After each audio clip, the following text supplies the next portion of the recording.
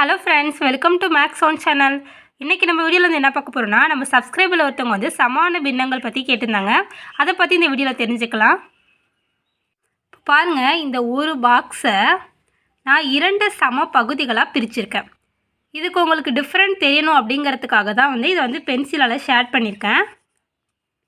இப்போ இதை வந்து நம்ம பின்னமாக எழுதுனோம்னா எப்படி எழுதுவோன்னு பாருங்கள். மொத்தம் 2 இருக்கா, 2இல் ஒரு பங்கு தான் ஷேட் பண்ணுது. 1/2 இப்படி தான் எழுதணும். இப்போது இங்கே இருக்க பாக்ஸை வந்து நம்ம பின்னத்தில் எழுதிட்டோம் 1/2ன்னு. இப்போது இதே பாக்ஸை இங்கே இருக்கல, நான் ஷேட் பண்ணியிருக்கதை வந்து இன்னும் 2 பகுதிகளாக பிரிக்கிறேன். இங்கே ஷேட் பண்ணாமல் இருக்கிறதையும் இன்னும் 2 பகுதிகளாக பிரிக்கிறேன். பாருங்கள், இங்கே இருக்க இதே அளவு தான். இதை 2 பகுதியாக பிரித்து இங்கே ஷேட் பண்ணியிருக்கேன். இங்கே ஷேட் பண்ணாமல் இருக்கல இந்த பகுதியை 2 பகுதியாக பிரிச்சுருக்கேன். இப்போது இதை பின்னத்தில் எழுதுனா எப்படி எழுதுவோம்? 1 2 3 4 மொத்தம் 4 பாக்ஸ் இருக்குது. அதில் ஷேட் பண்ணது 2. அப்போது 4இல் 2 பங்கு அப்படிங்கிறத வந்து 2/4 அப்படின்னு எழுதுவோம். 2/4 இதான் இதோட பின்னம். இப்போ பாருங்கள், இதே பாக்ஸை வந்து நான் 3 பகுதிகளாக பிரிக்கிறேன். இது ஷேட் பண்ணதை 3 பகுதியாகவும் ஷேட் பண்ணாமல் இருக்கிறத 3 பகுதியாகவும் பிரிக்கிறேன். பாருங்கள், அதே அளவு தான் ஷேட் பண்ணியிருக்கிறத 3 பங்காகவும் ஷேட் பண்ணாததை 3 பங்காகவும் பிரிச்சிருக்கேன். இப்போ இதை பின்னத்தில் எழுதுனா எப்படி எழுதுவோம்? 1 2 3 4 5 6 மொத்தம் 6 பாக்ஸ் இருக்குது. அதில் ஷேட் பண்ணது 1 2 3. பின்னத்தில் எழுதும்போது 3/6 அப்படின்னு எழுதுவோம். = 3/6. இப்போது நம்ம 3 படத்தையும் எப்படி பின்னத்தில் எழுதணும் அப்படின்னு எழுதி முடித்தாச்சு. இப்போது இந்த 3 படத்தையும் நல்லா பாருங்கள். இது 3மே வந்து பின்னத்தில் நம்ம எழுதியிருந்தாலும் 3 பாக்ஸுமே ஒரே அளவில் தான் இருக்குது பாருங்கள். இந்த 3 பாக்ஸோட அளவுகள் வந்து ஒன்று தான். அதில் தான் வந்து நம்ம 2 பகுதியாக பிரிச்சிருக்கோம். இதை 4 பகுதியாக பிரிச்சிருக்கோம். இதை வந்து 6 பகுதியாக பிரிச்சிருக்கோம். இப்போ இந்த அளவுகள் சமமாக தானே இருக்குது. அதனால் வந்து இந்த பின்னங்கள் வந்து சமான பின்னங்கள் அப்படின்னு சொல்கிறோம். இப்போது இங்கே இருக்க பின்னங்கள்லாம் சமான பின்னங்களாக இருக்கிறதுனால நம்ம 1/2 அடுத்தது எனக்கு 2/4 3/6 அப்படின்னு எழுதிக்கிறோம். ஏன்னா இது சமான பின்னம்ல, அதனால தான் ஈக்குவல் போட்டு எழுதிக்கிறோம்.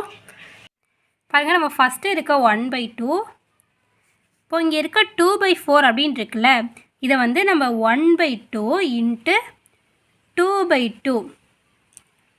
இப்போ இங்கே இருக்க 1/2, அதே 1/2வை நம்ம தொகுதியிலையும் பகுதியிலையும் 2ஆல் பெருக்கணும்னா 1 × 2 2 ஆகிடும், 2 × 2 4 ஆகிடும். இப்போது நமக்கு 2/4 அப்படிங்கிறது கிடைச்சிருது. இப்போது இங்கே இருக்க 1/2 அப்படியே எழுதிட்டோம். இங்கே இருக்க 2/4 அப்படிங்கிறத 1/2 × 2/2ன்னு எழுதிட்டோம். இப்போ அதே மாதிரி இங்கே இருக்க 3/6 அப்படிங்கிறத 1/2 × 3/3 அப்படின்னு எழுதிக்கிறோம். இப்படி எழுதிக்கிட்டோம்னா வந்து இது 1 × 3 3 தான், 2 × 3 6 வந்துடும். இப்போது இதுலேருந்து நம்ம தெரிஞ்சுக்கிறது வந்து என்னென்னா, ஒரு பின்னம் கொடுத்துருக்காங்கன்னா அந்த பின்னத்தை வந்து தொகுதியிலையும் பகுதியிலையும் ஒரே நம்பரால் பெருக்கணும்னா நமக்கு வந்து அதோட சமான பின்னம் வந்து கிடைக்கும்.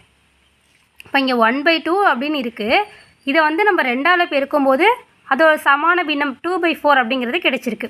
திரும்ப இந்த 1/2 அப்படிங்கிறத நம்ம 3ஆல் தொகுதியிலையும் பகுதியிலையும் 3ஆல் பெருக்கும்போது நமக்கு 3/6 அப்படிங்கிற இதோட சமான பின்னம் வந்து நமக்கு கிடைச்சிருக்கு. இப்போ இது உங்களுக்கு நல்லாவே புரிஞ்சிருக்கும்னு நினைக்கிறேன். இப்போ இதில் நம்ம அடுத்த கொஷின் பார்க்கலாம். கொஷின் பார்க்கும்போது இன்னும் உங்களுக்கு நல்லா புரியும்.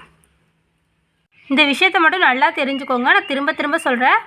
கொடுக்கப்பட்ட பின்னத்தின் சமான பின்னம் கண்டறிய பின்னத்தின் தொகுதி மற்றும் பகுதியை ஒரே எண்ணால் பெருக்க வேண்டும். நம்ம தொகுதியிலையும் பகுதியிலையும் ஒரே எண்ணால் பெருக்கும்போது நமக்கு சமான பின்னம் கிடைச்சில, அதை தான் சொல்லியிருக்கேன். இப்போ கொஸ்டின் பாருங்கள். 3/4 சமான பின்னங்கள். இப்போ 3/4க்கு நம்ம சமான பின்னம் எழுதணும். நமக்கு தெரியும் சமான பின்னம்னா வந்து கண்டுபிடிக்கிறோம்னா தொகுதியிலையும் பகுதியிலையும் ஒரே நம்பரில் பெருக்கணும். இப்போது நான் வந்து 2/2ன்னு இந்த 2 அப்படிங்கிற ஒரே நம்பரை வந்து தொகுதியிலையும் பகுதியிலையும் பெருக்கிறேன். அப்போது 3 2 6 4 2 8. இப்போது 6/8 அப்படிங்கிறது தான் வந்து இதோட சமான விகிதம். திரும்ப வந்து 3/4 அதை எடுத்துகிட்டு இங்கே வந்து இப்போ நான் 3ஆல் பெருக்கிறேன். தொகுதியிலையும் பகுதியிலையும் 3ஆல் பெருக்கிறேன். அதனால் 3/3. இப்போ 3 × 3 பெருக்கணும்னா 9. 4 3 4 × 3 12.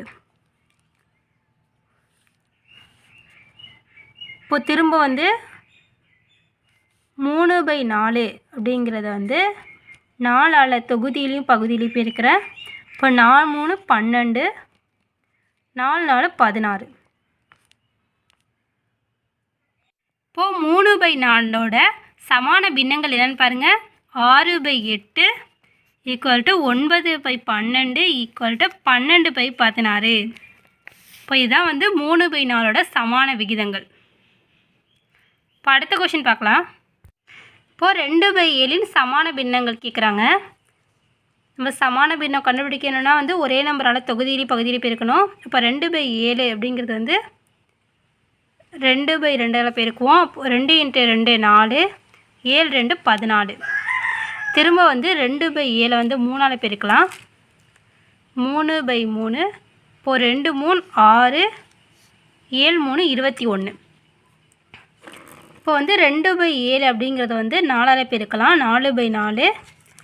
2 8. 7 4 28. இப்போது 2/7 சமான பின்னங்கள் பாருங்கள். 2/7 = 4/14 = 6/21 = 8/28. இப்போ இந்த வீடியோவில் வந்து சமான பின்னங்கள்லாம் எப்படி போடணும், அதுக்கான கொஷினுக்கு ஆன்சர் எப்படி கண்டுபிடிக்கணுங்கிறது தெரிஞ்சுக்கிட்டோம். அடுத்த வீடியோவில் வந்து வேறு கொஷினுக்கான ஆன்சர் பார்க்கலாம். Thank you friends.